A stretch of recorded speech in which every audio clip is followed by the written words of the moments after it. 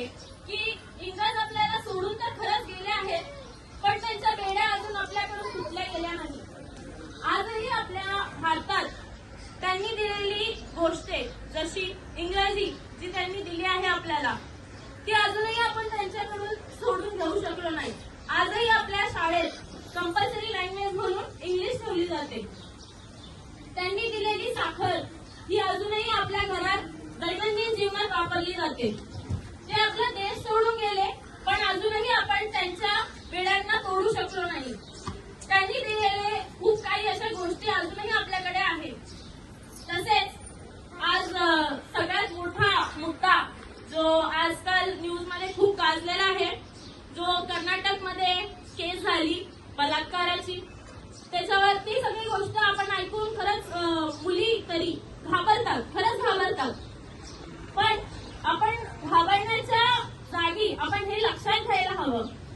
आज इतिहास साक्षी आहे. आपण जर इतिहासाचे पानं उलटले तर आपण हे बघू शकतो की जेवढेही जे शूर योद्धा होते ते त्यांच्यामधून जे आपल्या स्वतःसाठी लढत होते, पण त्या जागी असे पण योद्धा होते जे फक्त आपली तानाशाह दाखवण्यासाठी जगासाठी लढत नव्हते, फक्त स्वतःच्या तानाशाह असण्यासाठी, स्वतःचं हिंमत्व असण्यासाठी, स्वतःचं अस्तित्व राखण्यासाठी, स्वतःचं वर्चस्व दाखवण्यासाठी लढत होते. तर आपण जर त्या भागांकडे बघणार तर तेच व्यक्ती होते जे मोस्टली तेच व्यक्ती होते जे बाळांना बहिणींना उचलून न्यायचे. पण त्याच ठिकाणी जर आपण बघणार आपल्या शिवाजी महाराजांकडे, त्यांची जी माता होती श्री जिजाऊ माता, त्यांनी ज्या प्रकारे महाराजांना शिकवण दिली, एवढे छान संस्कार दिले होते की प्रत्येक व्यक्ती, प्रत्येक बहिणीला, प्रत्येक मातेला ते माता म्हणूनच बोलायचे. त्यांच्या राज्यात कधीही त्यांच्या डोळ्यासमोर बहिणींना, पायांना काही वाईट बोलायला ते सहन करून घ्यायचे नाही.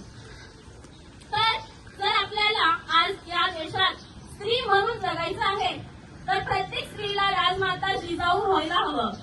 सगळ्यांनी आपल्या भावांना, मुलांना असे संस्कार द्या की हे राज्य खरंच स्वराज्य असलं पाहिजे. स्वराज्य म्हणजे इंडिपेंडेंट असलं पाहिजे, स्वातंत्र्य असलं पाहिजे. आपल्याला कुठेही चालताना कोणीही जर आपल्याकडे नजर असेल तर आपल्याकडे एवढी हिंमत असली पाहिजे, आपण एवढे सक्षम असले पाहिजे की आपण त्याच्या नजरेलाही आपण त्याचे उत्तर द्यायला हवे. फक्त आपण मुलींनी सक्षम व्हावेच, पण तुमच्या घरीही भाऊ आहे, वडील आहेत, मामा आहेत, दादा आहेत, काका आहेत, त्यांनाही तुम्हाला समजवणे हे तुमचं कर्तव्य आहे. त्यांना सांगा की स्त्री काय असते, स्त्रीची इज्जत करणे काय असते. नेहमी मुलींनी सक्षम व्हावे आणि त्यांनी स्ट्रॉंग बनले पाहिजे, पण मुलांनाही तुम्ही समजवून घाला. कारण तुम्हीच आहात त्या जिजाऊ ज्या शिवरायांना घडवणार आहेत. तुमच्या घरात तुम्ही तुमच्या मुलांना, तुमच्या भावांना समजा की स्त्री काय असते. आणि या ठिकाणी मला असं वाटते की तुम्ही या गोष्टींवर खरंच लक्ष द्या, कारण की आजच्या जगात आपल्याला वावरायचं आहे, स्त्री म्हणून उभे राहायचे आहे. तुम्ही सगळे एक राजमाता जिजाऊ आहात हे समजून पुढे चाला आणि खंबीर